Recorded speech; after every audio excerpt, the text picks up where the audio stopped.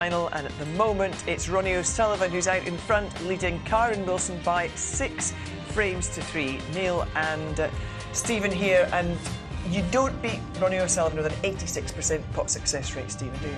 No, he's had chances, Karen, there's no doubt about it. Got very scrappy the first 3 or 4 frames after the interval were you know, to quite a poor standard actually. But sometimes the balls run awkward, and that can cause these scrappy frames. There's still got to be one, but there was a chance, you know, it could have got out of this 5-4, Karen. Yeah, at 5-1 things were looking very ominous for him, though, weren't they? Yeah, they were. I don't think Ronnie was playing any better at this point. You know, I mean, you know, he's not scoring in chances like this here. I think Ronnie was maybe a bit fortunate actually on this next shot because he cut it in. He ended up on the black. I think he might have hit the jaws of the corner pocket here, but it's not on the black. He's not racing early.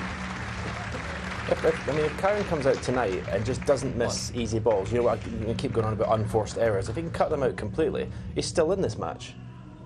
He is, and this was a horrible frame. I mean, it ended on the black. I don't know what shot he had here really, but the pot, I didn't like the way he played it because he looked at it for a long time. You want to play it with a bit more pace, don't you, to give it a chance? Well, he's better when he's punching the ball in as well. I think that was just. Yeah, it's so hard to drop that in dead weight on that cushion. That was the longest frame of the week so far, and you said, Neil, Ronnie never wins frames like this. Well, he very rarely does. I mean, he did. He did win it, but it was a horrible frame. You can see his reaction to winning it. It's almost like he'd lost it. He doesn't like playing snooker like that, and even though he was going further and further away, he felt that he wouldn't have been happy to be winning in that way. He's odd like that, O'Sullivan, you know. Yeah, and of course Karen then came straight back at him in frames 7 and 8. Yep. This was obviously, he played a nice safety shot to force this mistake from Ronnie, and obviously this is what he does best, his long game. And yeah, it was a nice, you know, it was an important frame to keep them, you know, to try and get back into this match. This was a nice shot because, as Alan said in commentary, he had to play for the green here, and he got on it perfectly. And he just dug himself out of a hole by winning that frame, and then he actually starts to play a little bit better, you know, in the end. This is part of a break of 86 where he's, you know, he's done well to win this frame because he's behind in it. Nice shot in the black there because it left him the perfect angle on this red to remove the last awkward red off the cushion, which he does absolutely perfectly. And yeah, you're just starting to get a wee bit of momentum.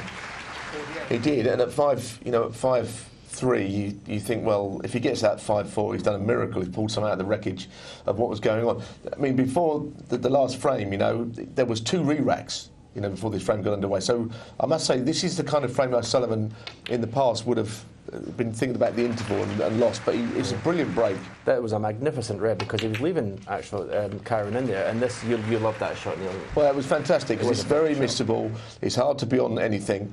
Everything he did was right. So that's the O'Sullivan with the help of people like Stephen Peters in there, you know, to get his head right in frames like this, because I'm sure there was a period of his career when he wouldn't have made that break after sort of being so bogged down for so long. Karen's hanging on to his coattails at the moment, but Ronnie just 3 frames away from another title. Yeah, it does look inevitable. Karen really would have loved to have that last frame in the bag to only be 1 frame behind. Yeah, I think so.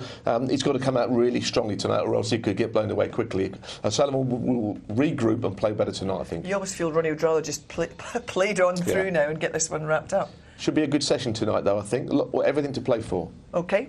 Don't go away, because on the other side of this couple of hours break, we'll have the climax of this year's Champion of Champions final. Ronnie leads Karen Wilson by 6.